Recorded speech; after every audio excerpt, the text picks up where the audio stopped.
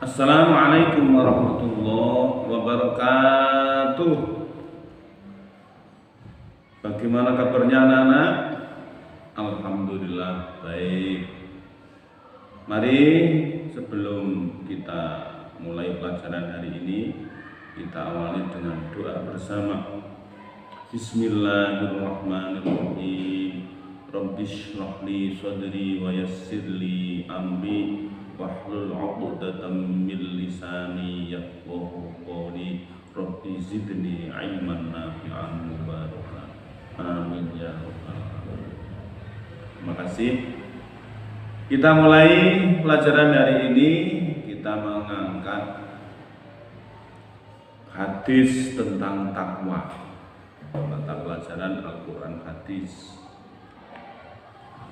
Pengertian takwa secara bahasa, takwa berasal dari kata waqo yaqi wiqoyatan, yang berarti menjaga diri.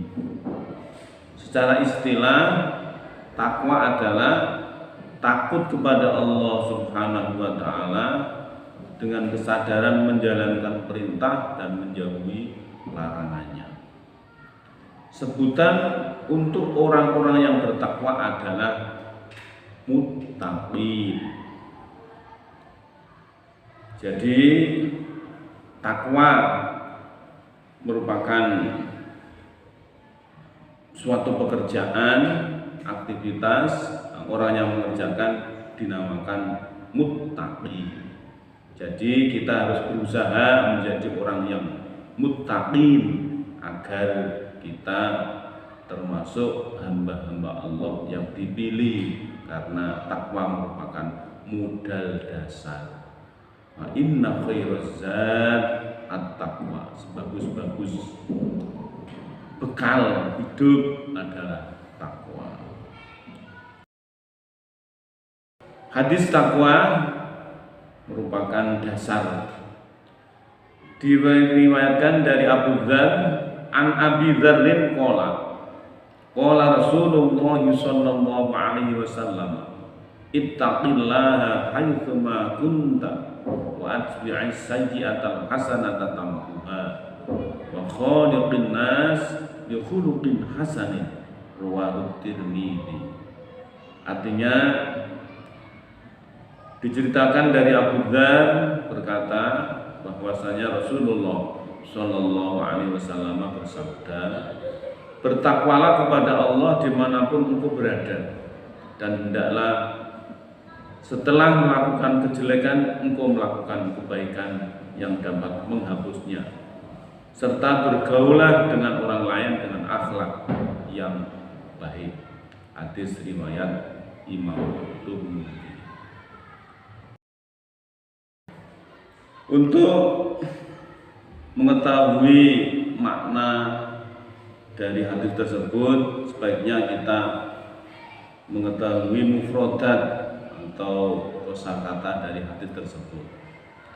An, dari, qala, berkata atau bersabda, ittaqi, bertakwalah, haitsuma, di mana saja, kunta, kamu berada, wa, dan atsbi'i, ikutilah, as-sayyi'ata, perbuatan buruk, al-hasanata, perbuatan baik, tamhuha, menghapusnya, khaliqi, bergaulah, an-nasa, manusia, bikhuluqin, dengan akhlak hasanin, yang baik.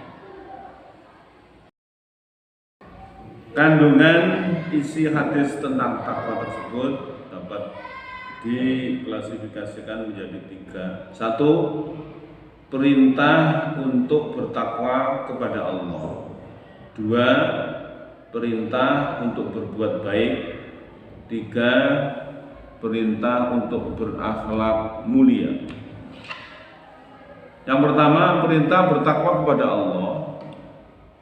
Kita sebagai orang yang beriman harus senantiasa bertakwa kepada Allah dimanapun kita berada, kapanpun dan keadaan apapun.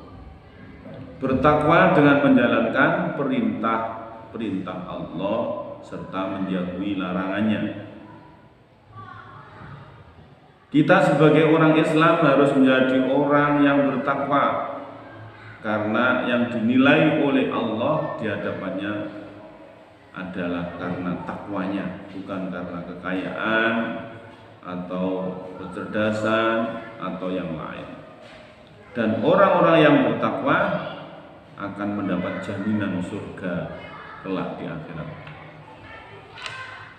Adapun perintah Allah yang harus kita lakukan berhubungan dengan takwa, contohnya sholat, berdoa, bersedekah, menuntut ilmu, berpuasa, dan lain-lain. Adapun contoh larangan Allah yang harus kita jauhi diantaranya berkelahi, membentak-bentak, terlebih kepada orang tua, mencuri, berbohong, dan masih banyak yang lain. Yang kedua, perintah berbuat baik. Sebagai makhluk sosial dan manusia yang beriman, tentu kita menginginkan kebaikan. Apalagi kebaikan tersebut dapat menghapus dosa-dosa kecil atau perbuatan buruk yang kita lakukan. Jika kita berbuat keburukan yang tanpa kita sadari, hendaklah kita berbuat baik dalam muamalah maupun muasyarah dengan siapapun. Nomor 3, perintah untuk berakhlak mulia. Akhlak mulia memiliki peranan penting dalam kehidupan orang yang beriman, sehingga orang mukmin yang paling sempurna imannya adalah mukmin yang mulia akhlaknya. Bahkan Nabi diutus itu untuk menyempurnakan akhlak yang mulia. Dalam satu hadis, innama bu'ithu liutammima makarimal akhlaq. Nabi Muhammad SAW saat ditanya oleh para sahabat, amalan apa yang paling banyak memasukkan orang dapat masuk surga ya Nabi? Nabi kemudian menjawab, takwa dan akhlak mulia. Kesimpulan, takwa adalah menjalankan perintah Allah dan menjauhi larangannya. 2, takwa harus dibuktikan dengan amalan-amalan yang baik, karena perbuatan yang baik dapat mengangkat derajat seseorang serta menghapus keburukannya. 3, orang yang bertakwa di saat berinteraksi dengan orang lain harus dengan akhlak yang mulia. Itulah materi kita pada hari ini. Sebelumnya akan saya beri tugas agar anak-anak semangat untuk belajar di rumah, yaitu menghafalkan hadis takwa riwayat Imam Tirmidzi yang terdapat di dalam buku paket halaman 32. Demikian anak-anak, mari kita tutup pelajaran kita hari ini dengan baca hamdalah bersama. Alhamdulillahirabbil alamin. Kurang lebihnya mohon maaf. Assalamualaikum warahmatullahi wabarakatuh.